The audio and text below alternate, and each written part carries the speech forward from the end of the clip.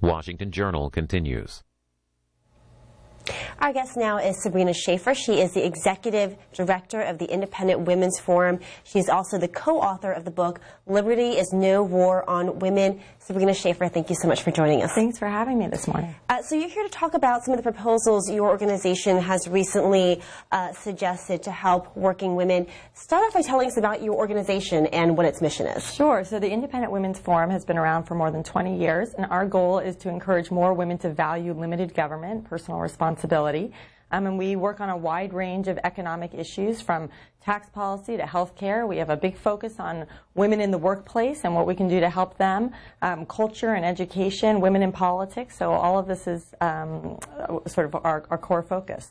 And so how does this report sort of factor into your goals and your mission? So I think that there is a sense that over the last few decades, women have sort of achieved so much educationally, professionally, financially, and it's easy to sort of overlook that there are still challenges that persist for women, especially those who work outside the home.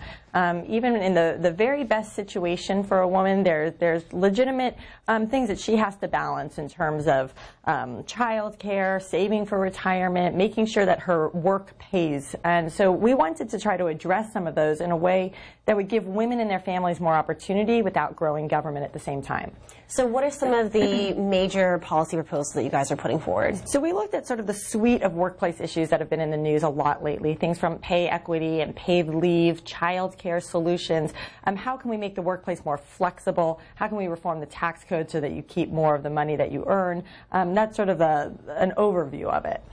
One of the sort of most interesting proposals I thought that you guys had was this idea of a personal care spending account. The Washington Post gave it this headline: it's a retirement account, but for pregnancy. Explain how that might work. So, I think one challenge that sort of on the issue of paid leave is that we often talk about it as if nobody has access to paid leave, right? The reality is that about 80% of full-time employees have access to some form of paid leave, and about a third of part-time employees. So the situation is not quite as dire as we sometimes hear. That being said, there are still people who maybe don't have traditional work arrangements, who do sort of fall through the cracks, and we want to figure out how can we help them. And I don't think we can help them with a sort of one-size-fits-all Family Act style piece of legislation. I think we need to think of this a little bit more piecemeal. And so this is one solution that we offer.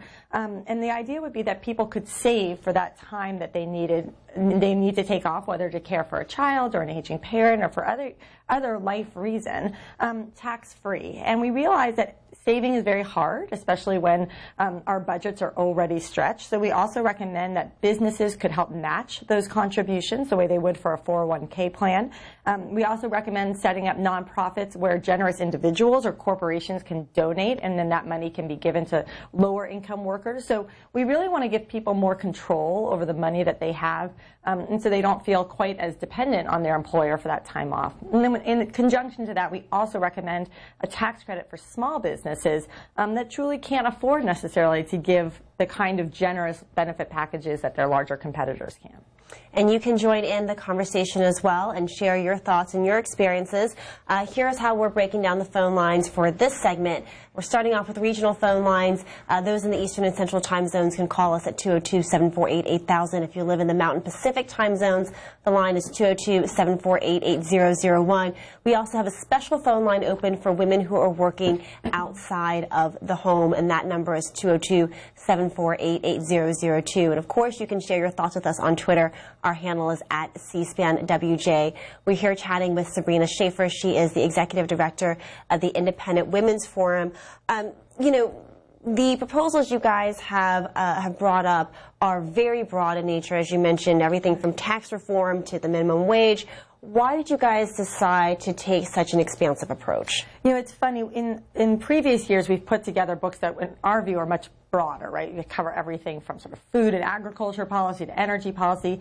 For us, this is whittled down for you all. All right. This is sort of, we wanted to focus on that suite of workplace issues that people are really concerned about. So we were thinking of it in a more tailored sense, but you are correct that I think part of the issue is that there's sort of a sense sometimes that we can just have a simple fix and make everything better. But we really sort of see this as it's a little bit more of a collage, right? We want to make sure we have tax reform. We want to make sure we get rid of certain regulations that are making it harder for people to get into the workforce. We want to make sure that we also people are being paid fairly. So it's sort of a combination of efforts. Hillary Clinton was at an event in Pittsburgh earlier this month, and she talked about the issue of equal pay. We'll hear what she has to say and then get your response. Okay. Imagine that finally women get equal pay for the work we do.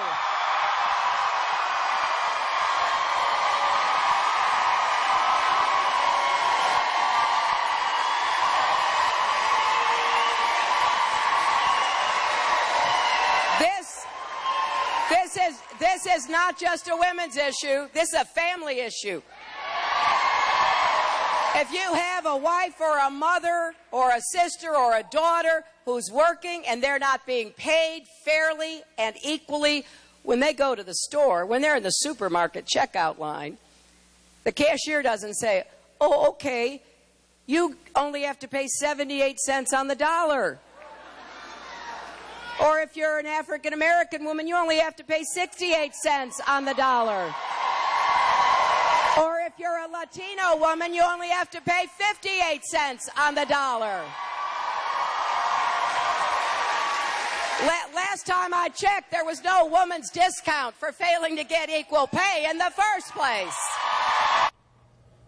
That was Hillary Clinton on the campaign trail, and we're talking with Sabrina Schaefer of the Independent Women's Forum. What is your thought about her comments, and should there be legislation to help close that gender wage gap?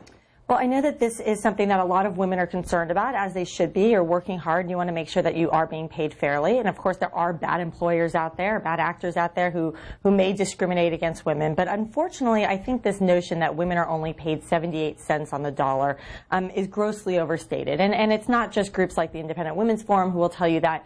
Groups on the left, the Department of Labor, they all concur that when you control for any number of variables that go into determining someone's salary, there is a small wage gap, but it's about 4 to 6 cents. So then we can ask ourselves what causes that and what can we do about it. I think there's some smaller things that we can do to help ensure that women are being paid fairly.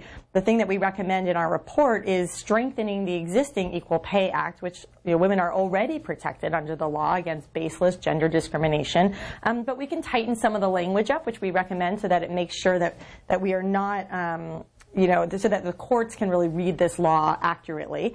And then we really talk about the things that women can do to make sure that they're putting the best foot forward. If salary is the most important thing to you, we want to make sure that you're sort of considering some of your choices, because as we all know, there's trade-offs in everything that we do.